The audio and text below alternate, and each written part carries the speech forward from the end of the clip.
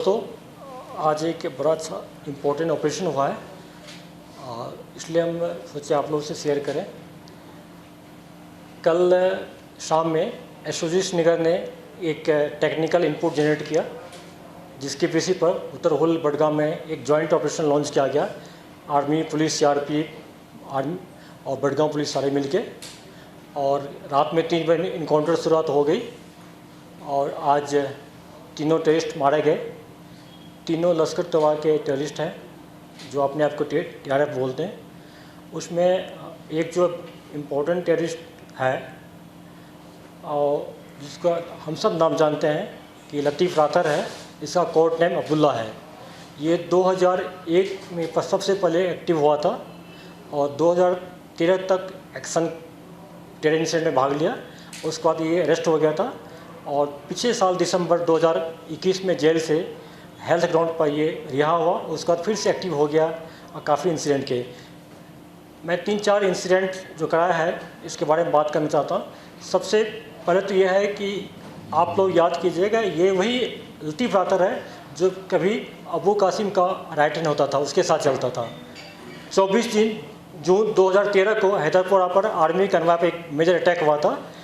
यही लतीफ़ राथर है जो अपनी गाड़ी में पहले टेररिस्ट को, पाकिस्तानी को और इरशाद गनी को अपने घर में रखा और अपनी गाड़ी में लाके हैदरपुरा तक ड्रॉप किया था, जिसमें कि 8 जवान शहीद हो गए थे, 19 इंजर्ड हो गए थे।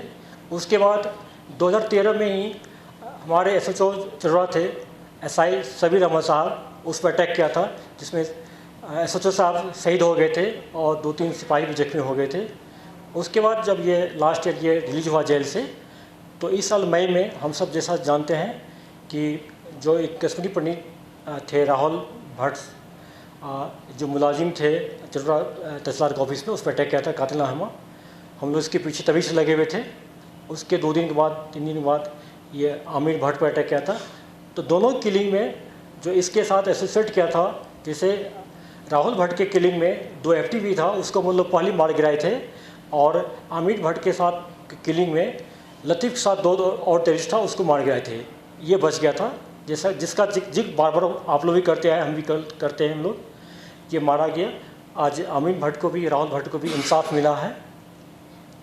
और सिक्योरिटी फोर्स के लिए, पुलिस के लिए, खास करके आवाम के लिए अच्छी बात है, क्योंकि इसका ज़्यादा अटैक जो होता था सिविलियन पर होता था। सर, क्या ये जो लतीफ़ राथर है, इसको आप हाइब्रिड टेररिस्ट मानते हैं? नहीं, 1 साल से हम लोग बात कर रहे हैं, फिर भी आपको अभी तक कंसेप्ट क्लियर नहीं हुआ। ये तो रिनाउंड टेररिस्ट है। जो टेररिस्ट 2001 में ज्वाइन किया था, फिर 10 साल एक्शन में रहा, फिर जेल किया, जेल से बाहर आया, उसको हाइब्रिड कैसे मानते हैं? अब फिर से पढ़िए, देखिए हाइब्रिड टेररिस्ट क्या होता है। ये एक्टिव टेररिस्ट, A++ टेररिस्ट था ये। हाँ,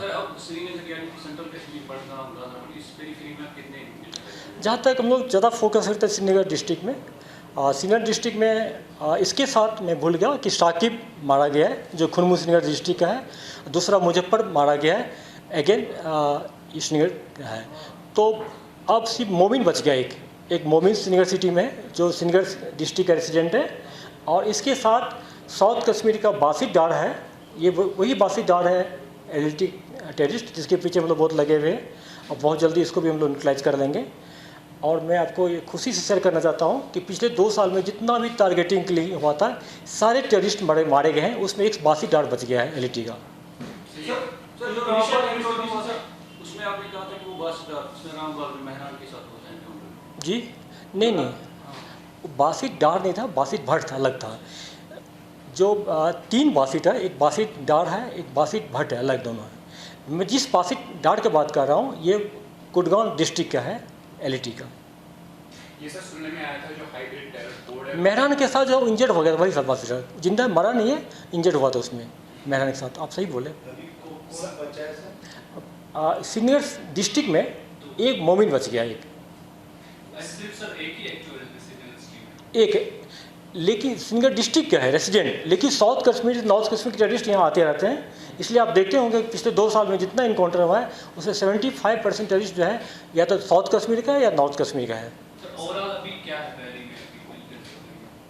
अभी बहुत कम हो गया टेररिस्ट। आज के इनकाउंटर के बाद मैं ये कह सकता हूँ कि लोकल टेररिस्ट का नंबर जो है बिलो 80 हो गया है। 80 भी मान लें 80 लोकल टेररिस्ट हो गया और लगभग 45 to 50 FT है। Sir, how many hybrid militants have been killed and how many do you think are active? अभी तक में जैसा कि हम लोग जानते हैं कि इस साल में आज के इनकाउंटर को जोड़ दें हम लोग तो 130 टेररिस्ट मारे गए हैं और उसके अलावा 2 गाइड मारा गया जो टेररिस्ट के साथ चलता था कुपवाड़ा डिस्ट्रिक्ट में। तो इसमें से लगभग 35% हैवी टेररिस्ट है।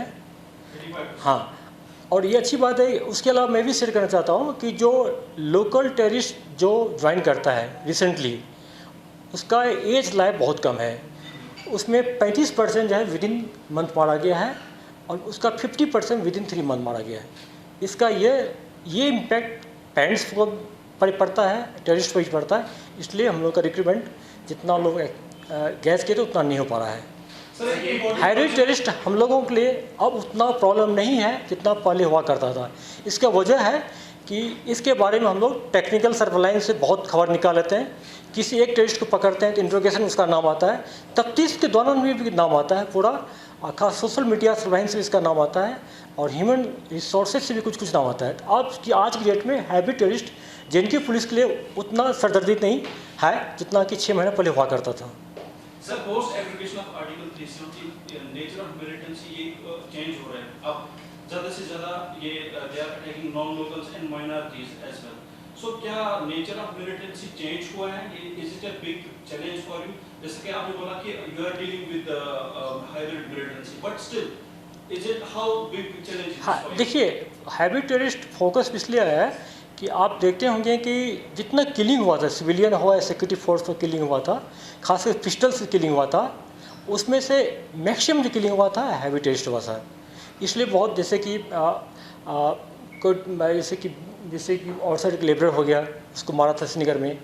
तो नए लड़के थे रिसेंटली ज्वाइन किए थे SSG का, वो लोग इन्वॉल्व था। तो नेचर इसलिए चेंज हुआ, 2 चीज़ चेंज हुआ था एवोल्यूशन हटने के बाद। एक तो हुआ था कि टेररिस्ट अपना मेन आउटफिट नाम नहीं लेता था, जैसे कि LAT वाले अपने को टियारे बोलता था, जेस वाले को कश्मीर टाइगर बोलता था, ऐसे नाम बदल लिया था। MGH बोलता था एजेट वाले अपने को। एक ये चेंज हुआ था कि मेन नाम को हाइड करता था और दिखाने का पर्पस करता था कि इंडिजियस ये एक्शन है, मूवमेंट है, टेररिज्म जो है या इंडिजियस है। दूसरा करता था कि ऐसे टेररिस्ट को लोग यूज करता था किलिंग के लिए, खास करके सॉफ्ट टारगेट के लिए, कि जिस पर किसी को डाउट ना हो। एक बार किलिंग करके वो आम शहरी की तरह, स्टूडेंट की तरह लाइफ जिए और पुलिस को पता करने में दिक्कत हो। जैसे ये हम लोग जो टर्न पॉइंट किए थे जब कृष्णा घाट पर अटैक हुआ था लास्ट ईयर जनवरी में, तो हम लोग पता नहीं था कि किसने मारा। तो जब CCTV फुटेज को हम लोग देखें तो इसके बारे में पता नहीं था। फिर उसके पेरेंट्स के पास गए, उसके पेरेंट्स को दिखाएं तो पेरेंट्स खुद रोने लगा कि मेरा बेटा ऐसे कैसे कर लिया। लेकिन फायरिंग किया था, फायरिंग करते पिक्चर आया था पूरा। तो चूँकि इसका नाम किसी लिस्ट में नहीं था, थाना के रिकॉर्ड में नहीं था, तो जब उसके मोबाइल को हम स्कैन किए, पूरा इमेज निकाले, तो उसमें दिखाई पड़ा कि ये तो रेडिकलाइज हो गया था, जो ऑनलाइन ट्रेनिंग भी लिया था और किसी के बारे, तो इसको हम लोग नाम दिए थे हाइब्रिड टेररिस्ट ने दिए। और ये पिछले 1.5 साल से काफ़ी हम लोग को तंग किया है।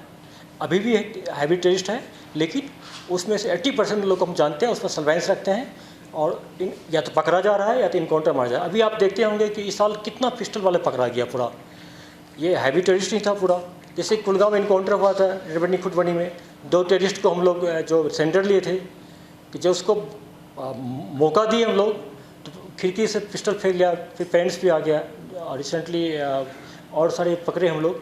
कुछ ऐसे भी जो हैवी टेररिस्ट इन ट्यूब पाइपलाइन था जो पेरेंट्स के थ्रू हम लोग वापस लाए, उसको मीडिया से इसलिए शेयर नहीं किए कि उस पर सोशल स्टिग्मा पड़ता। जो भी पेरेंट्स का एक हम लोग से कमिटमेंट किए थे कि बेटा का नाम नहीं लेंगे मीडिया में, लेकिन ऐसे लोगों को भी हम लोग ला रहे हैं। हाइब्रिड में 2-3 टाइप का होता है। एक है जो पाइपलाइन में है, एक्शन नहीं किया है कोई, तो उसको हम पेरेंट्स के थ्रू वापस लाते हैं। अभी बहुत उसमें मैक्सिमम अभी तो कोई रिसाइकल नहीं हुआ, कोई एक्टिव नहीं हुआ है, ये अच्छी बात है। दूसरा है कि जो अरेस्ट भी करते हैं हम लोग। तीसरा जो इनकाउंटर मारा जाता है। तो मान के चलिए कि सर पूरा टेरर कोड जो हाइब्रिड टेररिस्ट का वो पूरा डिकोड हुआ है, मैक्सिमम हो गया, मैक्सिमम। चूँकि ये डायनेमिक प्रोसेस होता है, ऑन गोइंग चलते रहता है पूरा, और नए लड़के जो है ये मैक्सिमम हो रहा है ये जो ऑनलाइन हो रहा है लोग की। हाँ बताइए। do they choose their targets? दूसरे को बोले आप एक ही क्यों पूछ रहे हैं, बाकी लोग पूछ रहे हैं एक क्या। हाँ ये सर हाँ सर रिसेंटली एक कॉन्फिडेंशियल जो है कह सकते हैं इनपुट मिला था कि इसी लतीफ राथुर के पास मैग्नेटिक आईडी पहुंच गया है और 15 अगस्त पर एक बड़ा हमला करने की जो है योजना है, जिसमें एक हुबैब नाम का मिलिटेंट भी इनके साथ शामिल है। तो क्या वो कह सकते हैं कि एक बड़ा जो वो थ्रेट था मैग्नेटिक आईडी यूज होने का कश्मीर में रिगार्डिंग मैग्नेटिक आईडी कहाँ रखा है, हम लोग सर्वेलेंस है, बहुत जल्दी हम लोग रिकवर कर लेंगे, मैं सबको एश्योरेंस देता हूँ। बाकी इसके अलावा अभी भी थ्रेट कम नहीं हुआ है, क्योंकि अभी भी हम लोग रिसेंटली 2 आईडी को रिकवर करके ब्लास्ट कर दिए। अभी भी इसके बाद 2-3 आईडी है इसके पास है, मैग्नेटिक भी है, नॉर्मल आईडी भी है। सर प्रीवियसली जब कोई मिसिंग हो जाता था तो पार्डन प्रीवियसली रिसेंट ईयर्स में जब कोई लड़का मिसिंग होता था फिर वो सोशल मीडिया पे इसका फोटो आता था कि उसने मिलिटेंट ज्वाइन किया है, लेकिन अब लड़के जब वो घर से मिसिंग होते हैं तो फिर पेरेंट्स को पता नहीं होता है और देन वो मीडिया कुछ केस में पेरेंट्स को पता नहीं होता है, कुछ केस में पेरेंट्स को पता हो कि पेरेंट्स देखते होंगे कि सोशल मीडिया थ्रू अपील भी करते हैं, आए दिन पेरेंट्स अपील भी करते हैं कि बेटा को वापस आ जाओ। तो ऐसी बात नहीं कि पेरेंट्स भी को पता होता तो बताते हम लोग को, हम लोग भी पता चल जाता है हम लोग को पूरा। सर जो हाइब्रिड पिस्टल्स यूज कर रहे हैं उसमें ये भी कहना है कि कुछ लेबल जो है टर्किश लेबल का है पिस्टल है नहीं, हम तो खुद रिकवर किए 15 तो सिटी में किए थे 2 महीना पहले छानपुरा से। वो तो 15 पिस्टल जो था वो टर्की मेड था, बाद में उस केस को एनआईए को हैंडओवर कर दिया। Sir do they choose their target themselves और उनको हैंडलर टारगेट करें because there have been report? ये तो आप लोग बार बार बता चुके हैं, कोई नई बात नहीं। देखिए पाकिस्तान से उसको डायरेक्शन मिलता है कि एक्स को मारना, फिर बोलता है कि वाई पास जाओ, वाई आपको हथियार देगा। और जो जेड है एक आता है उसका OW जो वीडियो बनाता है, रेकी करता है कि उस किस टाइम आता है, किस टाइम जाता है, मूवमेंट पैटर्न क्या है। तो 2-3 लोग मिल के अटैक करता है।